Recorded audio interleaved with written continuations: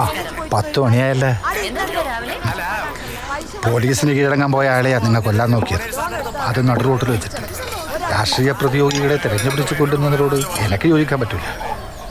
എളയപ്പൻ എന്ന ഗാന്ധിനായി ബലപ്രയോഗത്തിൽ അധിഷ്ഠിതമായ വ്യവസ്ഥിതിയിൽ നമുക്ക് അഹിംസാവാദികളാൻ കഴിയുമോ? ഞാൻ അഹിംസാവാദിയൊന്നുമല്ല. പക്ഷെ നിങ്ങൾ പകരം വീട്ടേണ്ട കാര്യമൊന്നുമില്ല. പരിഷ്കൃത സമൂഹത്തിൽ ഭരണകൂടം ഉള്ളത് അതിന്.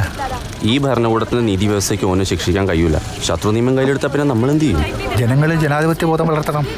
കുടുംബ വളർത്തുകയല്ല വേണ്ടത്. അയ്യൂരിലും പുന്നപ്ര വൈതാറിലും ജനങ്ങളെ സംഘടിപ്പിച്ചതും സമരം ചെയ്തതും കുടുംബയുടെ പേരിലല്ല, രാഷ്ട്രീയ ബോധത്തില്. അതൊക്കെ വേണം. പക്ഷെ പ്രായോഗിക രാഷ്ട്രീയത്തിൽ പരാജയപ്പെട്ട് കഴിഞ്ഞാൽ പിന്നെ നമ്മൾ ആൾക്കാരെ എങ്ങനെ സംഘടിപ്പിക്കും? അത് ശരി. ബോംബേരും കത്തിക്കുത്തുന്നിടത്തേലെ ആൾക്കാർ നമ്മുടെ കൂടെ നിൽക്കുന്നതാണോ? എന്റെ ആലപ്പുഴയിലെ അവസ്ഥയല്ല ഇവിടെ കണ്ണൂരിന്റെ അവസ്ഥ. വെട്ടാൻ വരുന്ന പോത്തിനോട് വേദം ഓതിയിട്ട് കാര്യമില്ല എന്നത് മനസ്സിലാക്കണം. ഇപ്പൊ പിന്നെ വേദം പഠിച്ച പോത്താണ് വെട്ടാൻ വരുന്നത്.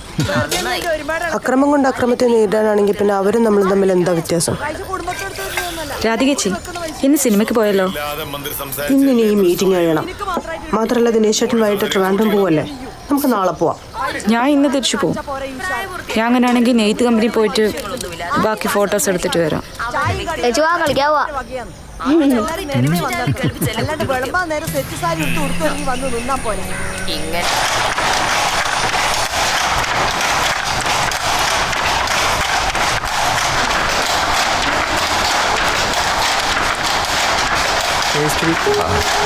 നേരത്തെ ഞാൻ വിളിച്ചിരുന്നു. ഇത് കൂട്ടാൻ്റെ ഫോണ്.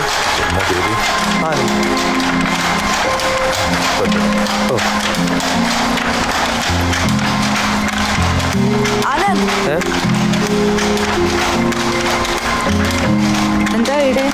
നിങ്ങളെന്താ? എൻ്റെ വീട് ഇവിടെയാ. എൻ്റെ വീട് ഇവിടെയാ, കാവിലേരി. എൻ്റെ വീട് ചെന്നം. അന്ന് ഇടയ്ക്കാട് വിട്ടത് എൻ്റെ ഇളയമ്മൻ്റെ വീട്ടിലാണ്.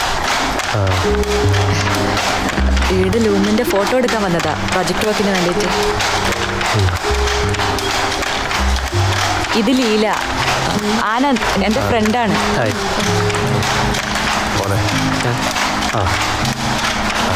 Thank you. മിനിയാന്ന് പിന്നെ ഹർത്താലുകാർ പിടിച്ചോ?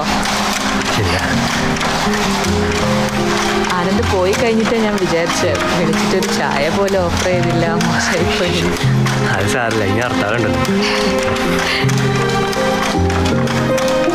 ഇത് കാണും, ഇടയ്ക്ക് വിളിക്കാലോ. ഞാൻ ഇറങ്ങട്ടെ. ശരിയാവും.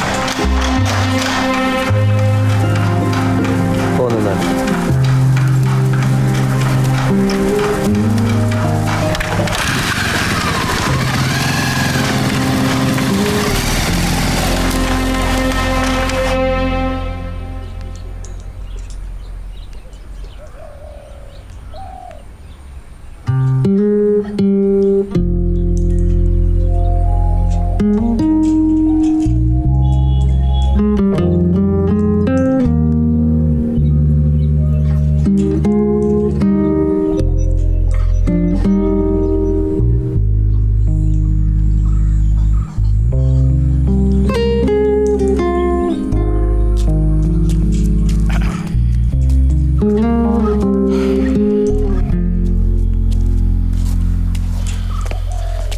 അച്ഛൻ കഴിച്ചാ? അല്ല, ചോറ് തിന്നോന്ന്. ഓ, ഞാൻ കീഴന്നൂർ തിന്നിന്. നീ പോയി തിന്നോ. ശരി. ആ.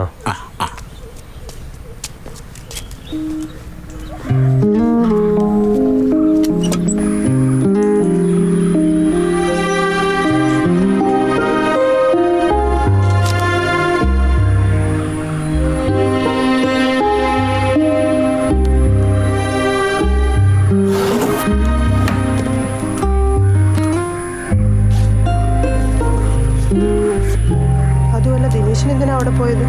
ചെന്നൈത്തെ പാർട്ടിയുടെ മുഴുവൻ റെസ്പോൺസിബിലിറ്റിയും ദിനേശിന് മാത്രമാണ്. സഖാവ് രാധികയാണ്.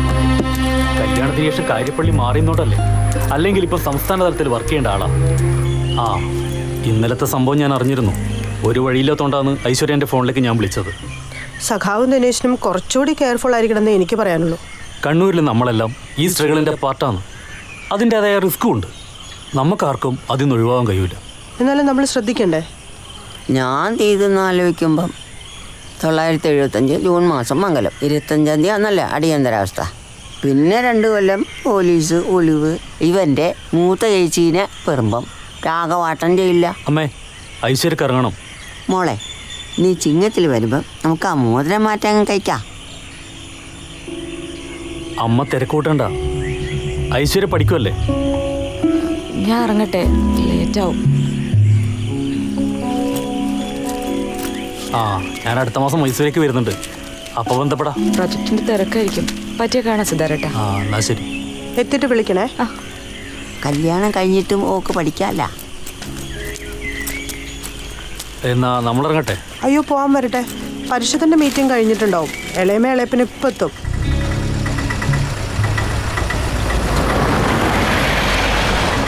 ടെസ്റ്റ്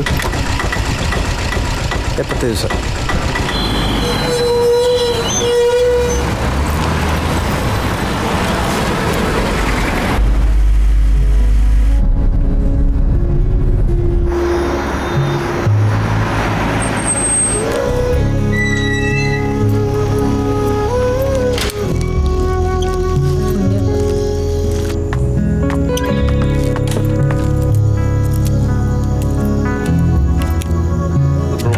ഉണ്ടാക്കാനായിട്ട് എല്ലാവർക്കും പറ്റും. എന്നാ പിന്നെ നീ ഒന്നും ഉണ്ടായി. Hi bro. സ്കോച്ചാ? From a long-term point of view, we are positive on Imani. That's a disclosure from my side, and I would advise to continue.